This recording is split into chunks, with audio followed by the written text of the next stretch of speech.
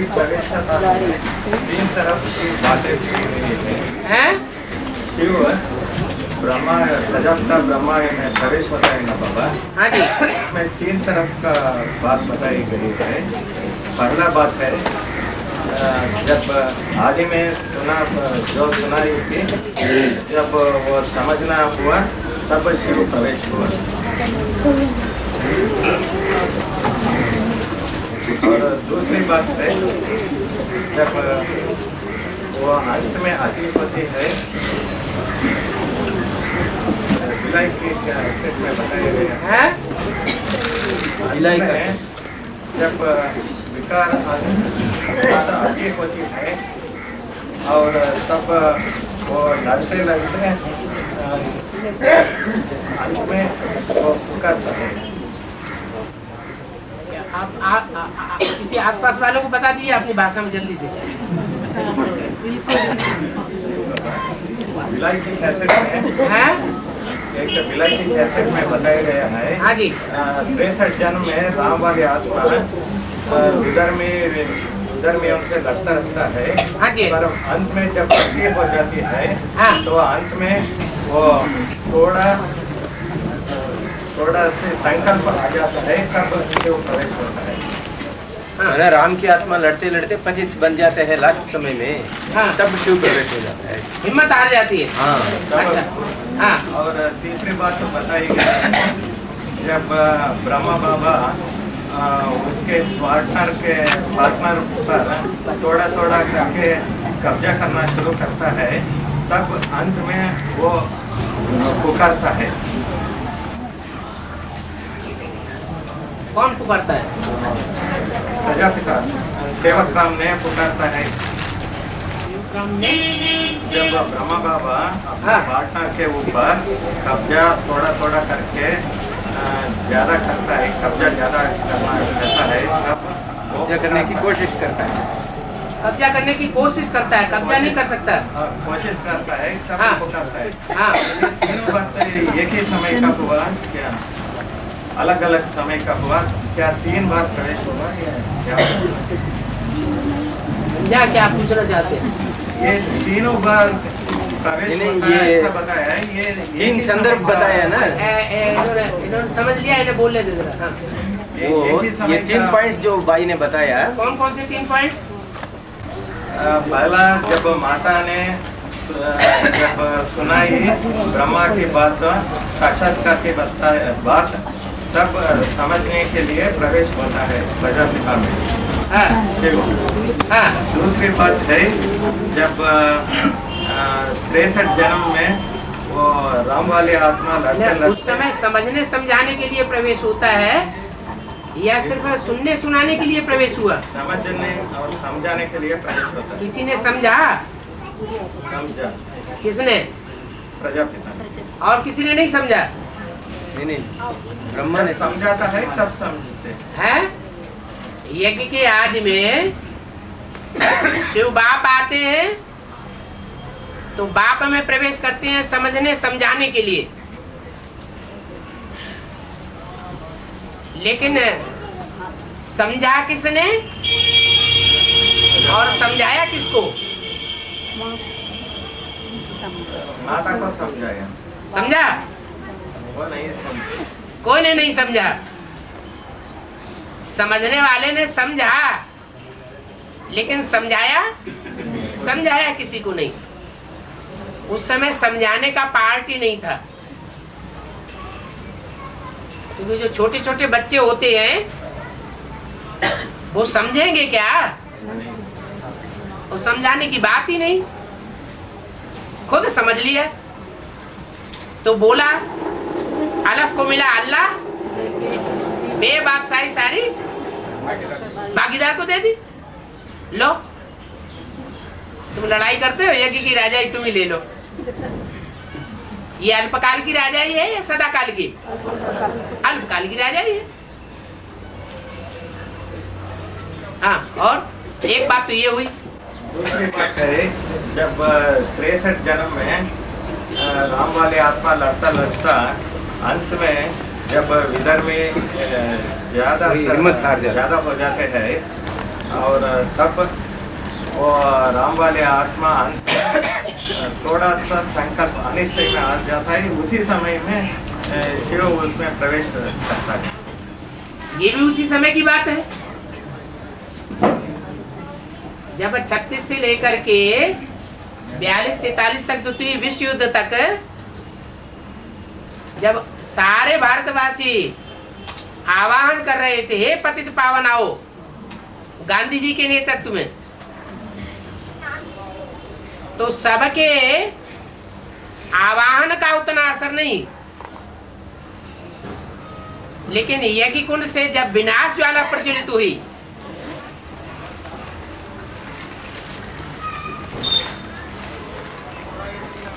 विनाश ज्वाला प्रज्वलित हुई, निमित्त कौन कौन बोले? पहले ब्रह्मा, फिर बाप, ब्राह्मण बच्चे भी बीच में आ गए। तो बाप को वैराग आएगा या नहीं आएगा? वैराग आ गया। जब पूरा वैराग होता है तभी ज्ञान होता है। बिनु वैराग विवेक न होई, और राम कृपा बिनु सुलभ न सोई। यहाँ राम निराकार है और शिव बाप प्रवेश कर जाते हैं। ज्ञान की जब पराकाष्ठा होती है तभी वैराग होता है। अधूरा ज्ञान होता है तो पूरा वैराग नहीं हो सकता। पहले भक्ति, फिर ज्ञान, फिर वैराग। ज्ञान संपूर्ण रूप से उपजता है तो वैराग आ जाता है। हमें कुछ नहीं चाहिए। क्या चाहिए? एक शिव बाबा, दूसरा न कोई। तो उसी समय की तो बात है, अलग अलग बातें थोड़ी ही है। और तीसरी बात क्या है? जब राम वाले आत्मा पर जब सेवक राम के रूप में काम करता था उसके दुकान में, ब्रह्मा बाबा के दुकान में, अब ब्रह्मा बाबा उस पर कब्जा करने का कोशिश करता है। वही तो बात हुई ना। ब्रह्मा की सूल जो है, जैसे घर घर में होता है, जो तमो प्रधान माताएं होती हैं, वो क्या चाहती हैं कि पति हमारी बात माने, हमारे कंट्रोल में चले। हमारी बात क्यों नहीं मानता? ऐसे होता है ना। तो जायज बात भी माने और नाजायज बात भी माने, तो हम तुम्हारी बन के रहेंगे, नहीं तो नहीं बनेंगे। तो ये देवान की जब पराकाष्ठा हो जाती है तो वैराग पैदा होता है। अगर पूरा ज्ञान होता उस समय तो ये वैराग जो है वो हद का रूप नहीं लेता। पूरा ज्ञान नहीं था इसलिए छोड़ करके चले गए। 3 बार प्रवेश हुआ क्या? कोई एक ही बार की बात है। समझाने से कोई नहीं समझता है। हम किसी को अपना समझते हैं और उसे अपनी बात समझाना चाहते हैं, और जिसको हम अपना समझते हैं वही हमारी अपोजिशन करता है, हमारी बात नहीं समझता। तो वैराग आता है या नहीं आता है? आता है।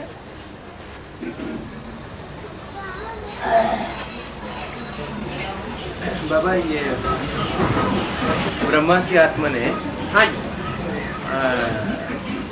अलफ को मिला अल्लाह, बे को मिली बादशाही, ये ब्रह्मा की आत्मा ने खत लिखा ना। अलफ कौन है? प्रजापिता। तो बोला किसने?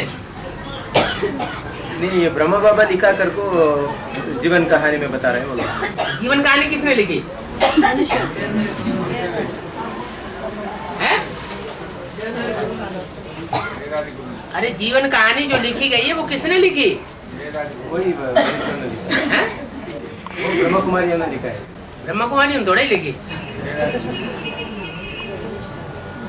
जगदीश भाई ने लिखी। उन्होंने उसका कलेक्शन किया। अलग अलग ब्रह्मा कुमारियों ने अलग अलग मतों से, अलग अलग सिरों से अपना अपना अनुभव गढ़ करके उसमें रख दिया। तो जो भी जीवन कहानी लिखी गई है, तो ये बात मुरली में भी आता है। हाँ, क्या अलफ को मिला अल्लाह, बे को मिली मुरली में किस अर्थ में आता है? अलफ कौन है जिसको अल्लाह मिला? प्रजापिता। बात तो हल हो गई। जिसको अल्लाह मिला उसको दुनिया में क्या चाहिए? यज्ञ की कंट्रोलिंग चाहिए? बिल्कुल नहीं चाहिए, ये तो अल्पकाल की है। उस समय वो आत्मा को वो फीलिंग नहीं आया, ब्रह्मा बाबा की आत्मा को। किस बात की? बेको मिली बादशाही, वो दोनों वो लिखा ना। हाँ, बेको मिली बादशाही, वो तो फूल के गरगौटा हो जाएगा।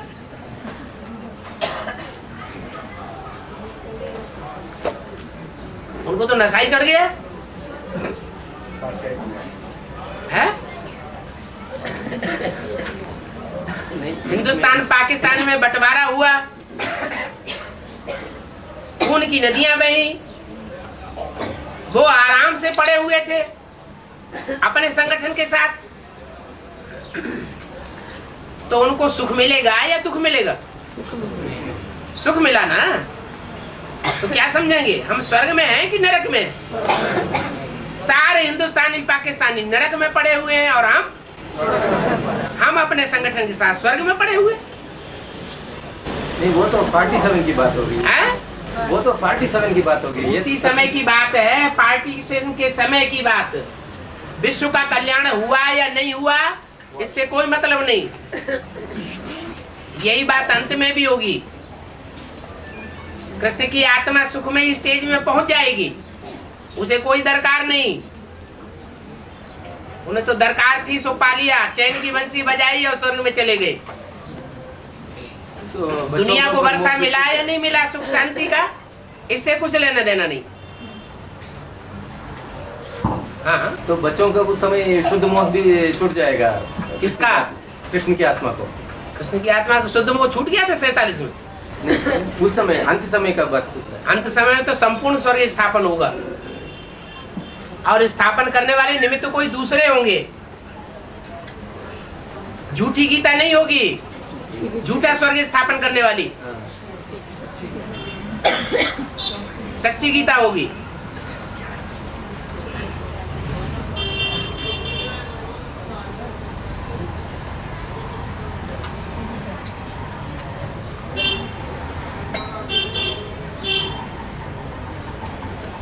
तो अभी 67 की जो मुरली चली,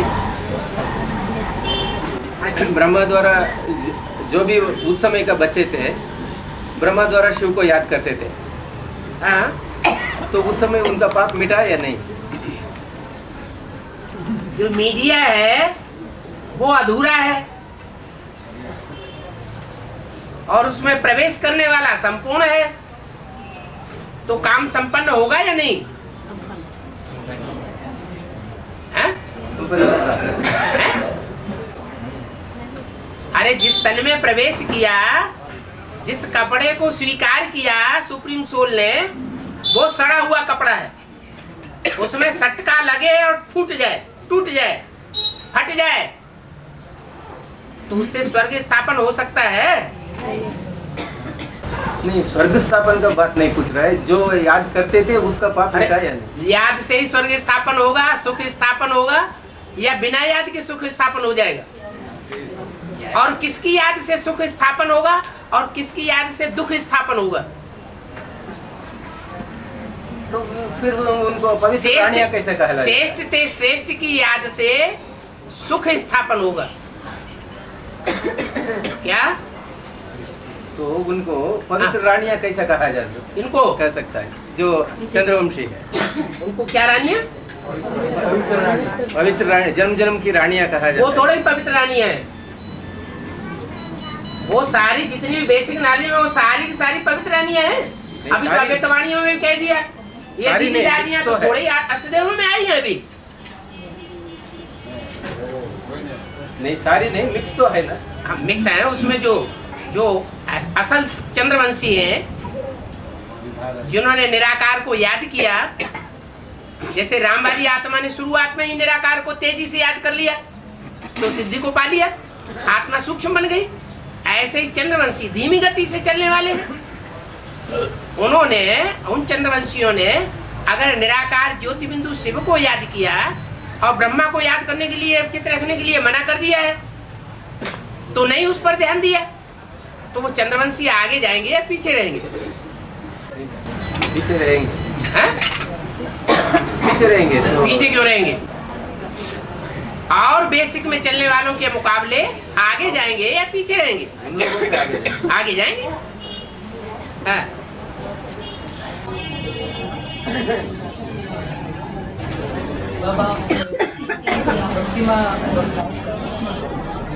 बोलो बोलो।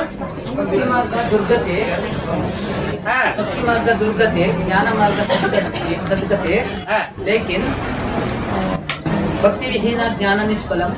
कैसे? भक्ति विहीना ज्ञान निष्फलम, शास्त्रों में लिखा है। भक्ति विहीन ज्ञान निष्फलम, मतलब ज्ञान निष्फलम। जिसने भक्ति नहीं की होगी उसको ज्ञान कैसे मिलेगा? जिसने जितनी जास्ती भक्ति की होगी उतना ही ज्ञान उठाएगा ना। भक्ति नहीं की होगी तो ज्ञान भी नहीं उठाएगा। व्यभिचारी भक्ति की होगी तो ज्ञान भी व्यभिचारी उठाएगा। अगर आप व्यभिचारी एक की भक्ति की होगी तो ज्ञान भी आप व्यभिचारी उठाएगा। इसलिए कहा हुआ है भक्ति विहीन ज्ञान निष्फलम। जिस आत्मा में भक्ति करने के ही संस्कार नहीं रहे पास्ट में, तो वो ज्ञान नहीं उठा सकती। जैसे नास्तिक आत्माएं, जो नास्तिक धर्म में कन्वर्ट होने वाली आत्माएं हैं, वो भक्ति करती हैं क्या? नहीं करती। तो कितना भी ज्ञान उठा ले उनका सारा ज्ञान निष्फल हो जाएगा। और एक आदमी बोलो कापाली नशा का मतलब है? कापाली नशा। हाथ उठाओ। अनलिमिटेड कापाली नशा। कापाली नशा एक होता है पांव तक नशा चढ़ा हुआ है, एक नशा है पेट तक आ गया, एक नशा है गर्दन तक आ गया, एक नशा है एकदम कपार में पहुंच गया। उसको कहते हैं कापारी, ये कपाल कहा जाता है। हाँ। नारायणी नशा होता है। नारायणी जब सबसे ज्यादा नशा दुनिया में किसको चढ़ता होगा? नारायण को। क्या मिलने वाला है? नारायणी मिलने वाली है। नारायणी मिली और विष्णु की भाषा ही मिली तो नशा नहीं चढ़ेगा? है? है? कापारी नशा भक्ति मार्ग में भी चढ़ जाता है अल्पकाल का। है बाबा लौकिक प्रजेಗಳು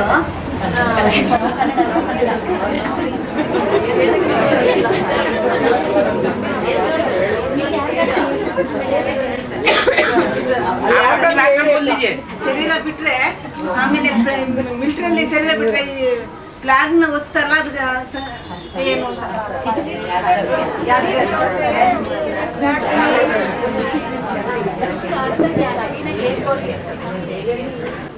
बाबा बाबा कोई मिलिट्री में मर जाता है, मिलिट्री में कोई शरीर छोड़ जाता है ना, उनको नेशनल फ्लैग के ऊपर डालते हैं ना, उसका यादगार क्या है पूछ रहे हो? मिलिट्री में कोई मरता है उसको नेशनल फ्लैग तो उसको सम्मान दिया जाता है। जो भी मरता है वो स्वर्गवासी हुआ और स्वर्ग में वो ही जाता है जीते जी, बल शरीर छोड़ दिया वो ही जा सकता है जिसने अंत समय में 3 मूर्तियों को पहचान लिया। 3 मूर्तियां कौन सी हैं? ब्रह्मा विष्णु शंकर। वो 3 कपड़े हो गए। वो 3 कपड़े जो हैं वो उसके बन जाते हैं जो युद्ध भूमि में शरीर छोड़ देता है लड़ते लड़ते, पीठ नहीं दिखाता, बल शरीर छोड़ देता है, तो त्रिमूर्ति बाप उसका बन जाता है। जैसे यहाँ भी यज्ञ के आज में जिन बच्चों ने उन विधर्मियों से लड़ते लड़ते शरीर छोड़ा था, वो सब यहाँ एडवांस नॉलेज में आ गए। त्रिमूर्ति बाप ने फिर उनको अपना लिया। तो युद्ध भूमि में जो लड़ते लड़ते शरीर त्यागते हैं वो त्रिमूर्ति बाप उनका बन जाता है।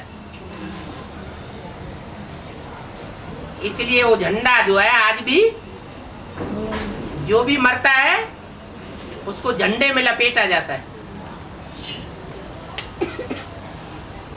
बाबा लौकिक में जो है बाप माँ को डांटते हैं, तब माँ गुस्सा से बच्चों को डांटते हैं। हाँ जी, तो बेहद में भी ऐसे ही है। अरे ऐसे ही है तो और कैसे होगा। भक्ति मार्ग में जो कुछ भी होता है और जो कुछ भी करते हैं वो यादगार कहाँ की होती है? संगम युग की होती है। तो संगम युग में बाप माँ को डांटेगा गलती करेगी तो। माँ तो कम पावरफुल है, वो किसको डांटेगी? वो बच्चों को मार पीट के रख देती। जगदम्बा महाकाली का रूप धारण करती है तो किसको मारती है? बच्चों को पिटाई कर देती है। तैयार रहो। बाबा एक माता है, हाँ वो 9-10 बच्चों की माँ है। कोर्स लेने नहीं चाहते हैं, कोर्स लेने की इच्छा नहीं रखते हैं, फिर भी बाबा की क्लास बीच बीच में थोड़ा बैठ के सुनते हैं। हाँ कोर्स ले लो, मैंने कोर्स लेने की इच्छा नहीं रखते। हाँ, इसको क्या करना? क्या करना? बाबा ने क्या बोला है? फोर्स ही नहीं लिया, फोर्स ही नहीं भरा, और बाप के घर में जाके जन्म ही नहीं लिया। बांधेली माताओं की बात अलग है। बांधेली माता भी नहीं है, फिर भी वो कोर्स भी नहीं लेना चाहती, भट्टी में जाकर के फोर्स भी नहीं भरना चाहती। तो बाप के सामने किस संबंध से लाएंगे? क्या संबंध बनेगा? बच्चा बाप के घर में पैदा ही नहीं हुआ तो संबंध क्या बनेगा? इंटरेस्ट नहीं। अरे किसी से मिलना जुलना होता है तो किसी लिए मिलना जुलना होता है? कोई दोस्त होता है, कोई संबंधी होता है तो उससे मिलना जुलना होता है, और कोई कनेक्शन ही नहीं है। बाबा जगदम्बा माँ पहले ज्ञान ज्ञानेश्वरी बनती है और अंत में राजराजेश्वरी बनती है, तो फिर योग योगेश्वरी कौन कौन? लक्ष्मी माँ। योग जो है वो चंद्रवंशियों में ज्यादा होगा या सूर्यवंशियों में ज्यादा होगा? चंद्रवंशियों में। सूर्यवंशियों में योग ज्यादा होगा। और जगदम्बा जो है, जगत की अम्बा, वो बीजरूप आत्माओं में, जो बीजरूप आत्माओं की माला है उसमें चंद्रवंशियों की हेड है या सूर्यवंशियों की हेड है? चंद्रवंशियों की हेड। बात समझ में आई? आगे समझाने की जरूरत नहीं। समझाइए। हाँ तुलसीदास, सूरदास, मीरादास सभी एक ही समय के थे। हाँ जी। रत्नावली तुलसीदास की पत्नी थी। हाँ जी। जगदम्बा थी। हैं? मीरादासी कौन है? वैष्णव देवी। जो मीरा दासी थी वो किसकी दासी थी? हैं? कृष्ण की दासी थी। और रत्नावली किसकी दासी थी? हैं? तुलसी की दासी थी। तुलसी कहो, राम कहो। हाँ, तो नई बात क्या पूछ रहे? मीरा दासी कृष्ण की दासी है।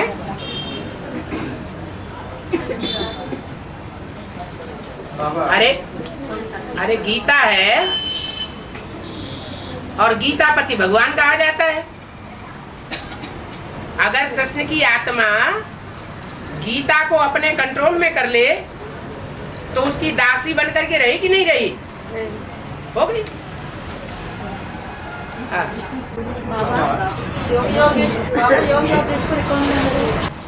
जो योगी है वो सूर्यवंशी होगा या चंद्रवंशी, इस्लामवंशी, बौद्धवंशी होगा?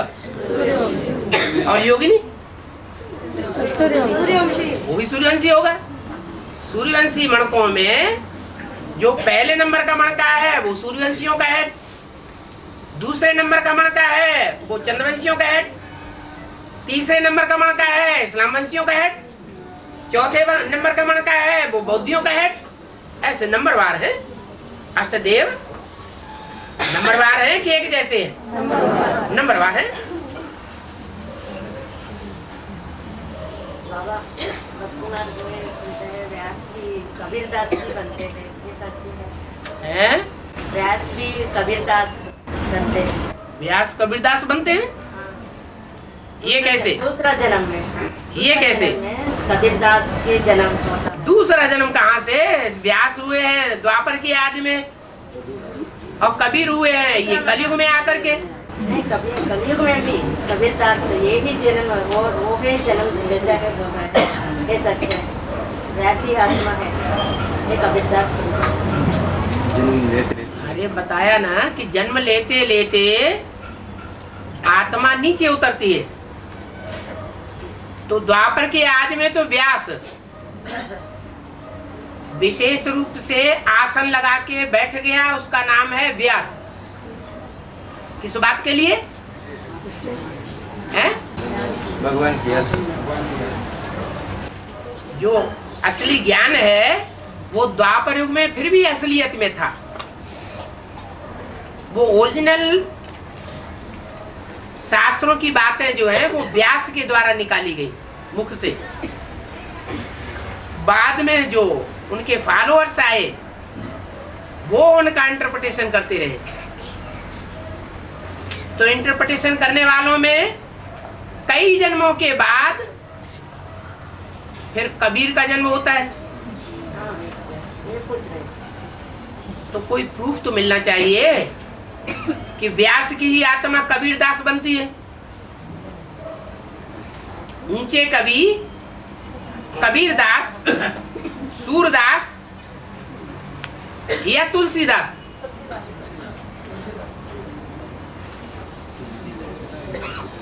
है तुलसीदास? तीनों एक ही है? आत्मा एक ही है। आत्मा एक ही है।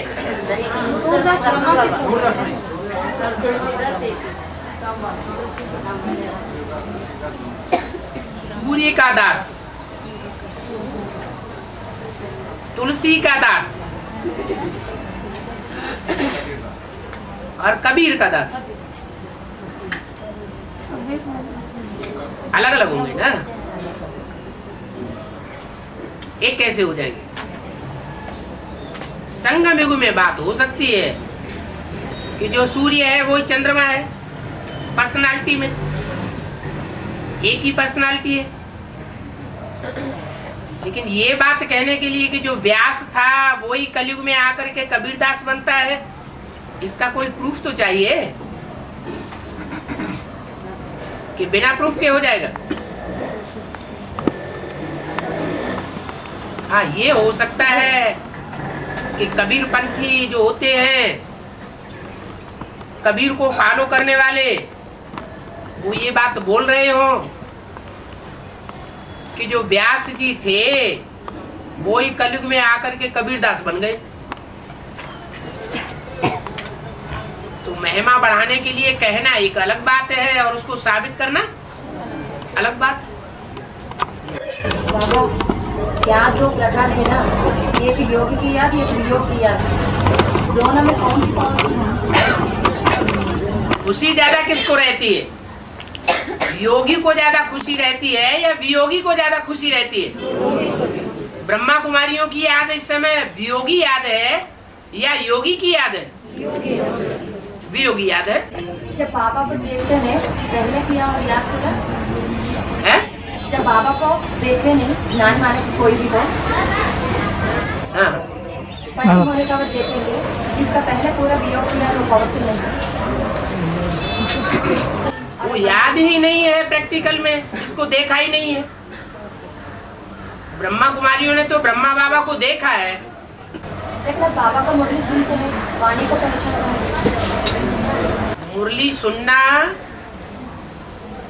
और अल्पकाल के लिए पहचानना, दूसरों के सुनाए के आधार पर, वो एक अलग बात। लेकिन आत्मा प्रयास करके 7 दिन की भट्ठी करे, ज्ञान गर्भ में पके, शांत एकांत में, वो एक अलग बात हो जाती है। उस भट्ठी का महत्व है। जो भी 9 लाख आत्माएं हैं, इन सबको उस भट्ठी में पकना पड़े, तब बाप के बच्चे बनेंगे, बाप के राज्य में आवेंगे, बाप की प्रजा बनेंगे। 9 लाख सितारों की प्रजा है। जब तक भट्ठी नहीं करेंगे, बाप के बच्चे ही नहीं बनेंगे, बाप के घर में जाकर के जन्म लेंगे, तब तक वो उनको खुशी नहीं आ सकती जो योगी की खुशी होती है।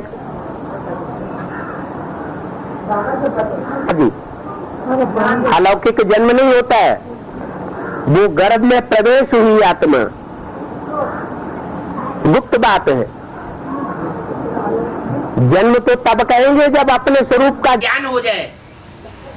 मैं आत्मा ये अमुक पार्टधारी हूं, प्रत्यक्षता हो जाए चारों तरफ कि ये इस देवता की आत्मा है, अमुक माला का ये मणका है। 9 लाख की माला का मणका है, 1 लाख की माला का मणका है, 1000 का मणका है, 108 का मणका है, ये 8 का ऐसा नंबर का मणका है। खुद भी अनुभव हो और जो संगी साथी है संसार में दूसरी आत्माएं हैं वो भी पहचान लेवे, तब कहेंगे जन्म हुआ असली।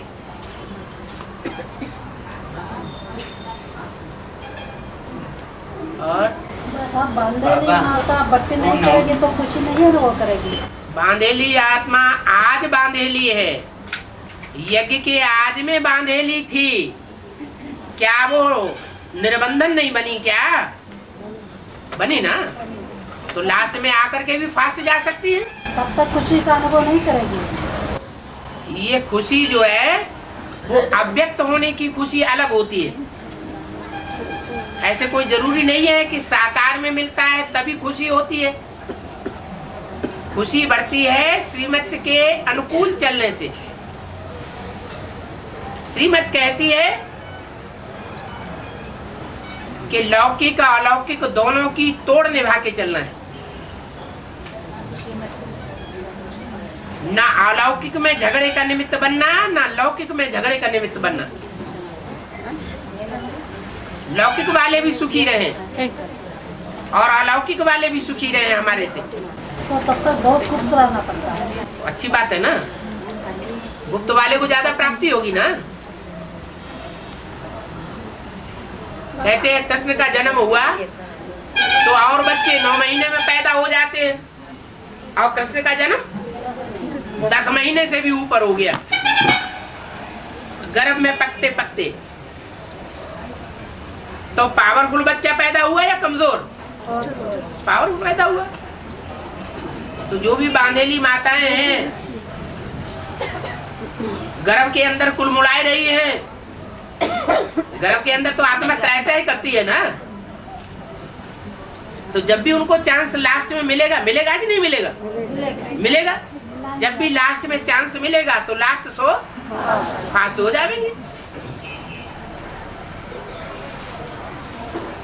बाबा आदि में मम्मा बहुत पुअर था, हैं? बहुत पुअर, गरीब था, बहुत गरीब था। लेकिन ज्ञान में बहुत तीस में गई। हाँ जी, हाँ जी। फिर भी जल्दी शरीर छोड़ा। हाँ? वो कैसे? मैंने उतना ऊंची स्टेज नहीं पहुंचा। कोई पूर्व जन्म का हिसाब किताब ऐसा बीच में आ जाता है तो शरीर छोड़ना भी पड़ सकता है। पूर्व जन्म का जो हिसाब किताब है वो शरीर छोड़ने के निमित्त बन जाता है। शरीर क्यों उनको छोड़ना पड़ता है? बाबा ने क्या बोला है? भक्ति का संस्कार। अगर भक्ति के संस्कार है तो शरीर छोड़ना पड़ेगा। तो ओम राधे मम्मा के भक्ति के संस्कार थे या नहीं थे? लेकिन ज्ञान बहुत तीक्ष्ण उठाया। जो भी तीक्ष्ण ज्ञान उठाया वो भक्तों के बीच में तीक्ष्ण ज्ञानी था या ज्ञानियों के बीच में तीक्ष्ण ज्ञानी था? भक्तों के बीच में तीक्ष्ण ज्ञानी थी। ज्ञानियों के बीच में तो तीक्ष्ण ज्ञानी नहीं कही जाएगी। और अभी भी ओम राधे की आत्मा जो संपन्न रूप में प्रवेश करके पाठ बजाएगी वो भक्ति का पाठ बजाएगी, भक्ति शिरोमणि का, या ज्ञानिता आत्मा का पाठ बजा रही है? अभी भी भक्ति का पाठ बजा रही है। बाबा तब तक तेरे बने सरू का भला नहीं होगा जब तक कोई आत्मा चढ़ती कला में नहीं जाएगी। जिसका अपना भला हो गया, जिसकी बुद्धि में बैठ गया, जो पाना था सो पा लिया, तो उसको अपने करने के लिए कुछ रह गया? अपने रथ के लिए कुछ करने के लिए रह गया? स्वार्थ के लिए कुछ भी नहीं रहा। जो स्वार्थ सिद्धि करनी हो फिर वो क्या करेगा? परमार्थ करेगा, दूसरों की भलाई में लग जाएगा। उसे अपने पेट की भी चिंता नहीं रहेगी। भगवान के वाक्य पर पक्का निश्चय हो जाएगा क्या कि मेरे बच्चे भूख नहीं मर सकते। तो चढ़ती कला नहीं होगी।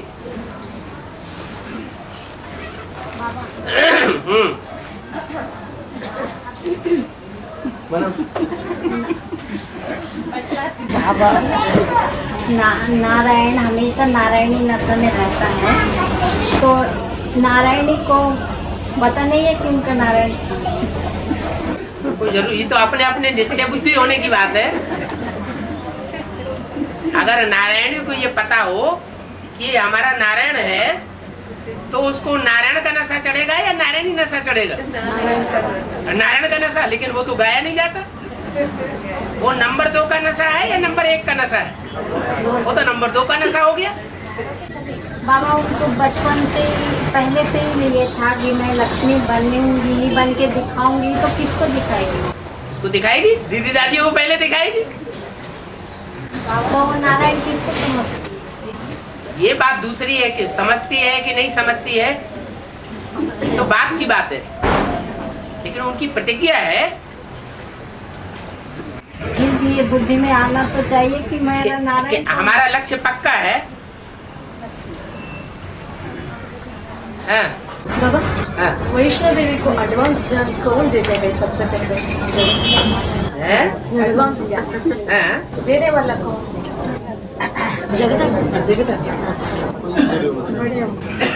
एडवांस ज्ञान में तीखा कौन है? भाई भाइयों को समझाएं और कन्याएं माताएं कन्याओं माताओं को समझाएं। ये मुरली में बोला कि नहीं? अगर भाई जिनको दुर्योधन दुशासन कहा जाता है और वो कन्याओं माताओं को समझाते हैं तो नीचे गिराने के निमित्त बनेंगे, ऊंचे उठाने के निमित्त बनेंगे? वो तो नीचे गिराने के निमित्त बन जाएंगे। इसलिए युक्ति बताई, कन्याएं माताएं कन्याओं माताओं को समझाएं और भाई लोग भाइयों को समझाएं। इसलिए विजय माला में से जो सबसे श्रेष्ठ रतन निकलेगा उसको समझाने वाला कौन होना चाहिए? जो ज्ञानी में तीखा हो वो होना चाहिए। अब ये कोई जरूरी नहीं कि समझाने वाला क्यों नहीं लक्ष्मी बनता। बाबा ने कहा समझाने वाले जो टीचर हैं वो सतयुग में टीचर ही बन करके रहेंगे और समझने वाले आगे चले जाएंगे। बाबा बाबा जब याद में बैठते हैं बाबा को याद करने के समय में भ्रुकुटी के ऊपर नजर लगाया जाता है और फिर बाबा कैसे दृष्टि देता है ना, तो बाबा का दृष्टि तो शरीर के द्वारा लेना पड़ता है। हाँ, शरीर में आंखें नहीं है। नहीं है। हाँ, हम पूछने का मतलब ये है, बच्चे जो बाप को देखता है और बाप जो बच्चों को देखता है, इसमें दोनों में फर्क है या नहीं? कर्मेंद्रियों से कर्म करते याद रह सकती है या नहीं रह सकती है? रह सकती है। रह सकती है या नहीं रह सकती है? रह सकती है। अच्छा, ज्ञानेंद्रियों से याद करते करते, ज्ञानेंद्रियों से कर्म करते करते, नाक से सूंघते हुए, कान से सुनते हुए, मुख से बोलते हुए, आंखों से देखते हुए कर्म हुआ ना, तो कर्म करते याद टिक सकती है या नहीं टिक सकती है? टिक सकती। अब कोई की विचारी याद टिकती है और कोई की अव्यभिचारी याद टिकती है। अव्यभिचारी याद टिकती है तो उसने देखते हुए देखा या नहीं देखा? उस कर्म का, देखने के कर्म का क्या रिजल्ट होगा उसके लिए? नहीं लगेगा। नहीं लगेगा। देखते हुए न देखने का हिसाब बन जाएगा। सिर्फ ज्ञानेंद्रियों की बात नहीं, ये तो कर्मेंद्रियों की भी बात है। कर्मेंद्रियों से कर्म करते हुए अगर बाप की याद में पक्का है तो क्या रिजल्ट आवेगा? निर्लेप। लगाव लगेगा या नहीं लगेगा? अटैचमेंट आवेगा या नहीं आवेगा? नहीं आवेगा। बाबा, देखने के आदमी राम वाले अपना इतनी छोड़कर चले जाते हैं ना, तब फिर से जन्म लेके आते हैं ना, उनको बेसिक ज्ञान कौन देता है? बेसिक ज्ञान देने के निमित्त तो वो ही बनेगा जो यज्ञ के आदि में धारणा स्वरूप होगा। ज्ञान किसको कहा जाता है? धारणा वाले को कहा जाता है या जिसमें धारणा नहीं हो उसको कहा जाता है? राजाओं में ज्यादा धारणा रही या भारत की रानियों में ज्यादा धारणा रही? रानियों में ज्यादा धारणा रही। तो यज्ञ के आदि में ऐसी रानी कौन सी थी जिसमें ज्यादा धारणा थी? राधा बच्ची ना। लेकिन ज्ञान अब कन्या माता को देना पड़ता है, भाई लोग भाई को देना पड़ता है। आपको हाँ, आप बताएं। तो यज्ञ के आदि में ज्ञान देने वाला कौन था? पवित्रता का टीचर कौन है? वैष्णो देवी। राम के लिए भी कौन है? राम के लिए भी प्योरिटी का टीचर कौन है? अरे, जो आदमी थी वो अंत में भी निमित्त बनती है। हाँ बाबा, हाँ, वो एक तरफ का अर्कावती नदी जाते है, अर्कावती पानी जाते है, नदी अर्कावती नदी जाते है। एक तरफ कावेरी नदी जाते है। वो दोनों मिलकर से संगम होते है ना, फिर भी वो मेकेदाट बोलते है कन्नड़ पे। हिंदी में बकरी जंप करते हैं ना, ऐसा बोलते है। बहुत थोड़ा दूर है, उसके बाद वो थोड़ा पत्थर है, वो थोड़ा पहाड़ है उधर। उसके लिए थोड़ा आगे समझ में नहीं आया, बताइए।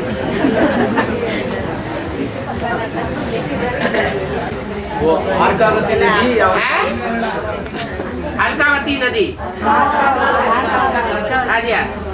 अर्कावती नदी, फिर भी कावेरी नदी। कावेरी नदी और अलका नदी।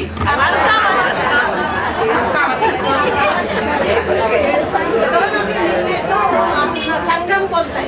दोनों का संगम होता है। हाँ, संगम बोलता है। फिर थोड़ा दूर मेकेदाट बोलता है कन्नड़ में। बकरी जंप करने का ऐसा बोलता है हिंदी में।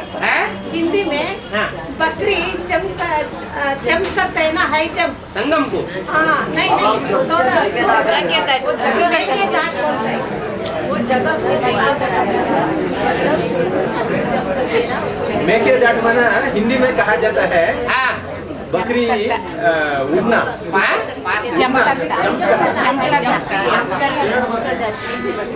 बकरी हाई जंप लगाती है। किसका हाई जंप लगाती है? वो जगह का गायन है, वो जो दोनों का जो संगम, जहाँ दोनों नदियों का संगम होता है, अक्का महादेवी का, वो अक्कावती, अक्कावती, एक मिनट, अक्कावती और कावेरी दोनों का जहाँ संगम होता है, तो संगम के टाइम पर कोई बकरी है जो दोनों को जंप कर जाती है ना? ये बात पूछ रहे हैं। इसका अर्थ क्या है? पहाड़ है, पहाड़। हाँ। इस तरफ पहाड़ है, इस तरफ पत्थर है। और बीच में ऐसा है। दोनों नदियों का मेल है। हाँ। अब ऐसा जंप करता है। हाँ। इसके लिए मेके दाट बोल रहे हैं। वो पहाड़ से ये पहाड़ को जंप किया। हाँ। तो वो जगह को बोलते हैं मेके दाट। हाँ जी, हाँ जी, हाँ जी। तो बकरी तो मैं करने वाली माया बेटी ही होगी। बकरी कौन होती है? मैं करने वाली माया बेटी। वो कहती है कि मैं ही स्वर्ग स्थापन करूंगी। क्या?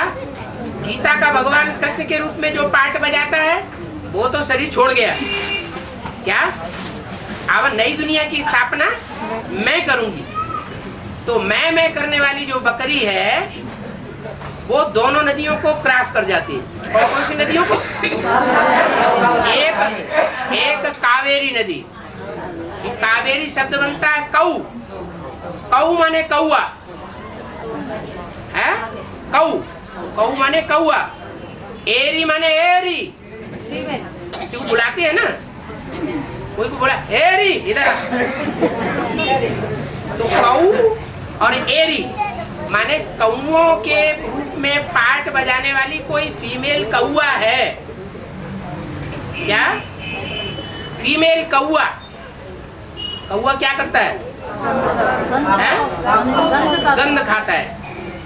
गंध कहा जाता है व्यभिचार की गंध। व्यभिचार की गंध खाने वाली एरी, उसका नाम पड़ गया कावेरी। तो कावेरी जो है वो मिलती है जाकर के अक्कावती,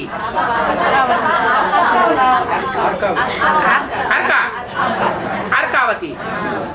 ज्ञान का अर्क, अर्क माना सार। जो ज्ञान का सार है ना, वो जिसको मिलता है उसको कहते हैं अर्कावती। ज्ञान का सार क्या है? ज्ञान का सार है पवित्रता।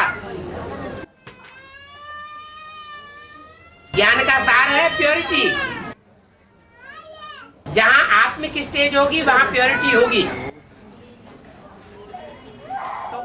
प्योरिटी में अर्कावती का पार्ट किसका हुआ?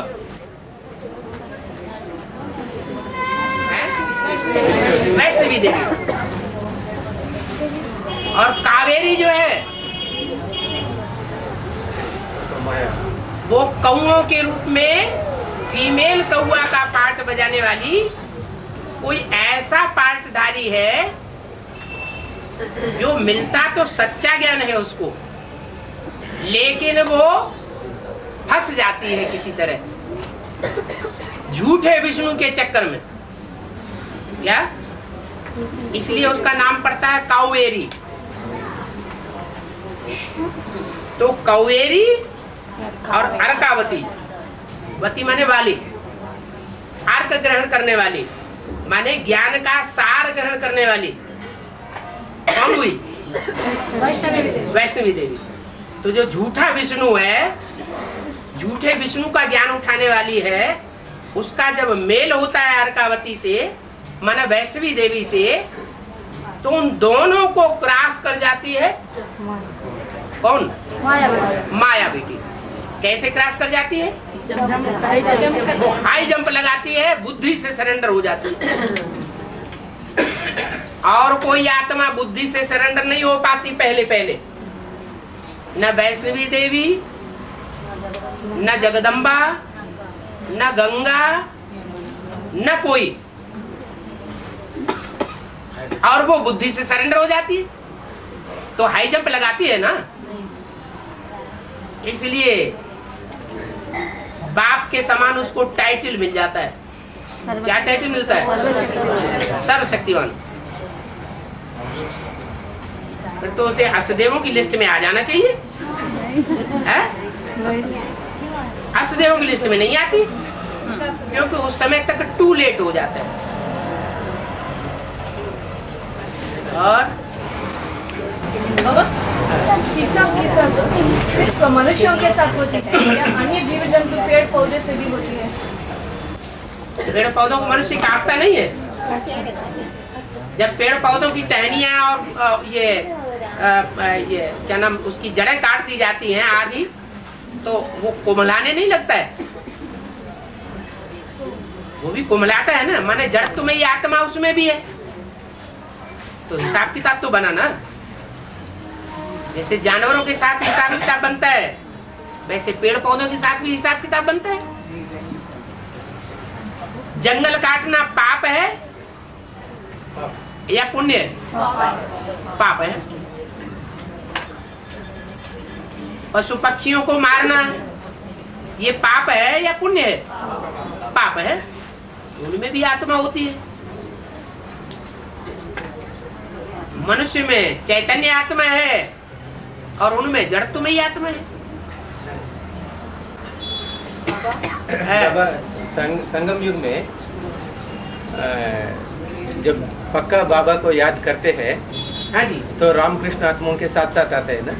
हाँ जी, जो पक्का बाबा को याद करते हैं, माना जितना टीका याद करते हैं, हाँ, उतना रामकृष्ण आत्माओं के साथ साथ आता है 84 जन्मों में।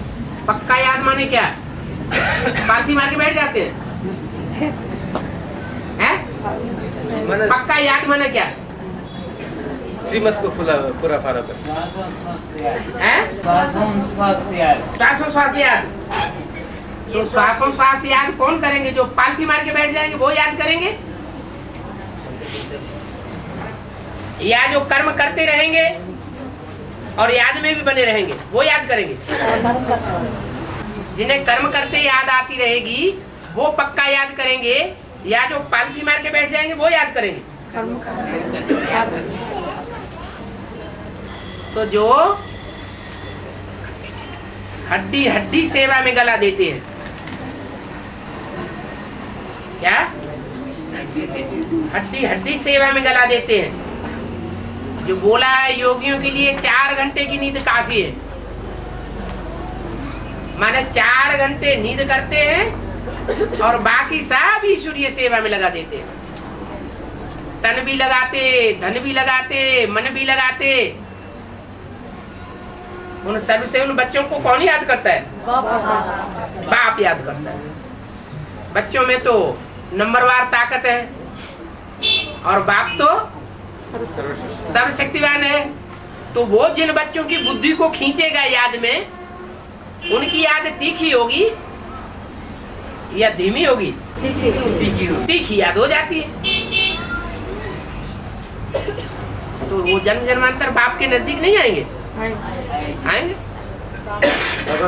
बात ये है, ऐसा जैसा गायन है उसी तरह से संगम युग में सभी आत्माओं के लिए मोह के वश दूसरे देहदारियों के याद भी ज्यादा सताते है ना, वो भी तो शूटिंग में हो सकता है ना। उसी तरह से संगम युग में जो भी पुरुषार्थी बच्चे हैं, एक बात पूरी बात बताइए।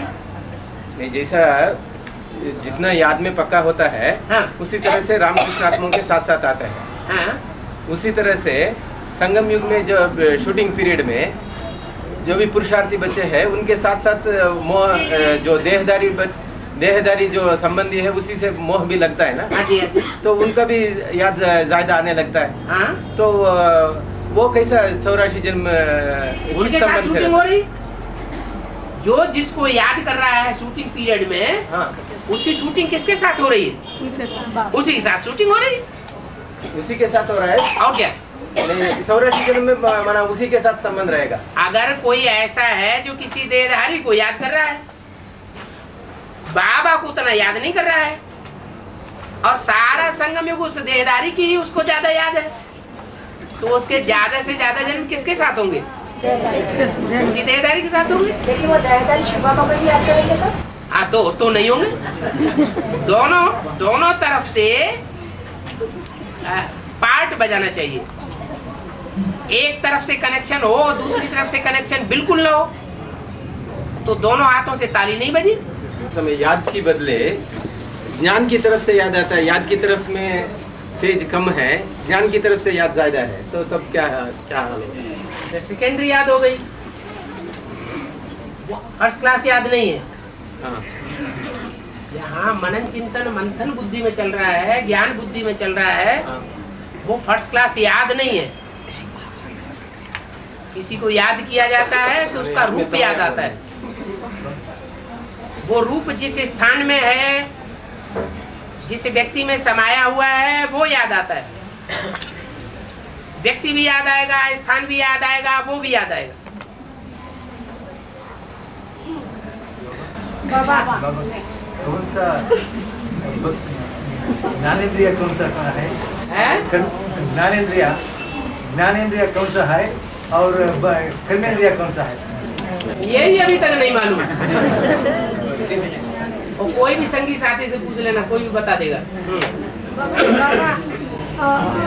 अभी बोलो ना, वो भाई लोग को देना पड़ेगा। भाई लोग को देना पड़ेगा। पड़ेगा नहीं, देना चाहिए। देना चाहिए। भाई लोग भाइयों को समझाएं और कन्या माताएं कन्या माताओं को समझाएं। वो उनका साथ वो लोग भी आ जाता है युगल। उस समय क्या करना पड़ेगा? युगल है ना साथ में? हाँ युगल है। हाँ तो और अच्छी बात है। माता लोग है, दोनों साथ में है तो अच्छी बात है ना। लक्ष्मी नारायण हो गए समझाने वाले, और क्या चाहिए? नहीं वो अलग गाने तो नहीं, अलग आते हैं ना भाई लोग। उनको समझना है कि लक्ष्मी नारायण बन करके आए हैं या भाई ने लक्ष्मी को पूरा कब्जे में कर लिया है। नहीं, एक दिन अकेला आया, दूसरा माता के साथ, फिर भी दूसरा दिन युगल साथ आया। साथ में हो तो अच्छा ही है। बाबा गंगा कहाँ से निकलती है? रुद्रमाला से विषय। गंगा गौमुख से निकलती है, भूल गए? लेकिन एक तरफ विष्णु के चरण से गंगा आती है, एक तरफ विष्णु के चरण से गंगा आती है। एक बार विष्णु के चरण से दिखाई गई है, लेकिन आज कलयुग की दुनिया में कहाँ से गंगा निकलती है? गौमुख से निकलती है। यज्ञ के आदि में विष्णु के चरणों से निकली होगी। बाबा शंकर में शिव प्रवेश करते इसलिए बद्रीनाथ में तीसरा नेत्र दिखाते हैं, परंतु त्रिमूर्ति में कुछ भी नहीं देखते, कुछ भी नहीं दिखाते। तीसरा नेत्र भी नहीं दिखाते शंकर को, चंद्रमा को नहीं दिखाते, कुछ भी नहीं दिखाता ऐसे। हाँ तो त्रिमूर्ति में जो अभी 3 मूर्तियां हैं, उनमें संपन्न रूप से प्रवेशता नहीं हुई होगी जो सब कोई देख पाए। अभी गुप्त रूप से प्रवेशता हुई होगी, इसलिए आंख को प्रत्यक्ष नहीं दिखाया गया। जो 3 मूर्तियां बनाई गई हैं, वो 3 मूर्तियां अभी जो बनाई गई है वो एक्यूरेट है या इनएक्यूरेट है? इनएक्यूरेट है। जब संपन्न स्टेज होगी तो एक्यूरेट चित्र बनेगा।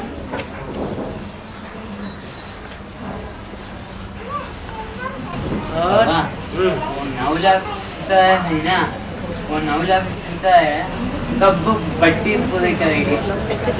अंत में या 2018 के पहले बट्टी पूरी करेंगे या 2018 के बाद पूरी करेंगे? पहले भट्टी पूरी होनी चाहिए या पहले राधा कृष्ण जैसे बच्चों का जन्म होना चाहिए? पहले तो भट्टी पूरी हो, फिर बच्चे से सालिम बुद्धि बने, सालिम बुद्धि बने, पुरुषार्थी बने, कंचन काया बनाए, तब संपन्नता हो, फिर राधा कृष्ण जैसे बच्चों का जन्म हो।